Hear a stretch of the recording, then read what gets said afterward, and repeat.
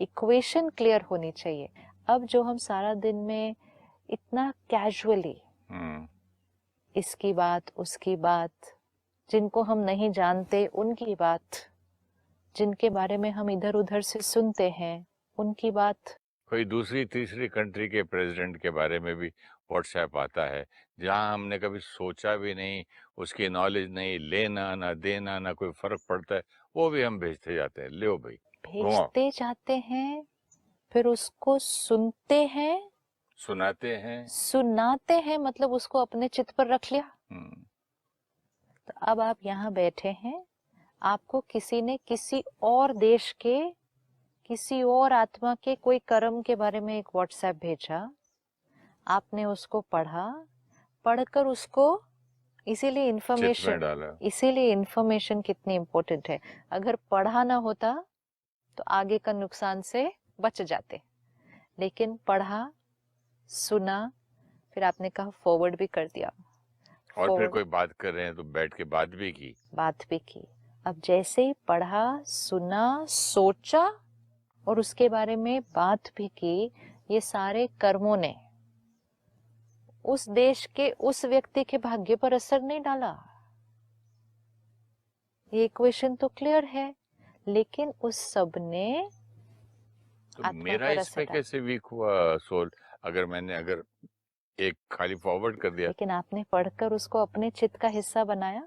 आप शेयर करने के लिए उसको, उस चीज को शेयर करने के लायक समझे, यू आर बिलीविंग। और जो बंदे को भेज रहे हैं आप उसको भी उस कैटेगरी में लेके आ रहे हैं। ये डिपेंड करता है कि जब आप मुझे भेजेंगे मैं आगे उसको पढूं या ना पढूं, या इमीडिएट डिलीट कर दो। वो तो एक प्रैक्टिस ही करनी है। ये प्रैक्टिस बहुत बहुत इम्पोर्टेंट है। छोटी सी प्रैक्टिस, पावरफुल बेनिफिट। अभी तक तो मैं एक दो ऊपर की वर्ड्स पढ़ के डिलीट करने लग गया, फिर फ्यूचर में देखूंगा, तरह से फील हुआ कि अपने काम की चीज नहीं है तो निकाल देता। चीज को देख के पता चल जाता है उसकी वाइब्रेशन क्या है, और पता भी चल जाता है जिस नंबर से ऐसे ही आ रहे हैं ना, तो वहां मैं बहुत केयरफुल हो जाता हूँ। ये नंबर तो काफी मतलब नॉट सो गुड भेजता है, ये वर्स्ट भेजता है, कैटेगरीज दिख जाती हैं। तो अब और किसी को तो ब्लॉक ही कर देता हूँ। अब जब आपने कहा हम किसी और के बारे में, जिनको हम जानते भी नहीं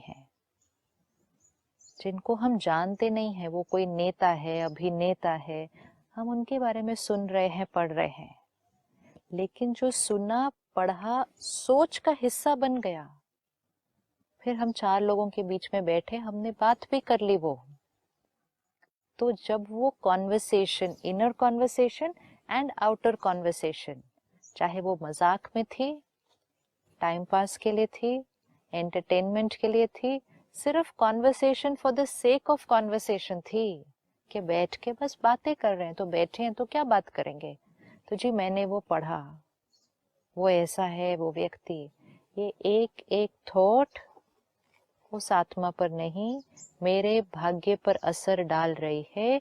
ये याद रखकर अब जैसा सोचना है, बोलना है और करना है वो चूज करें, कि हम कैजुअल कॉन्वर्सेशन में भी ऐसी वाइब्रेशंस ना क्रिएट करें जो मुझ आत्मा की शक्ति को घटाती है। ये अंडरलाइन करना है सारा दिन।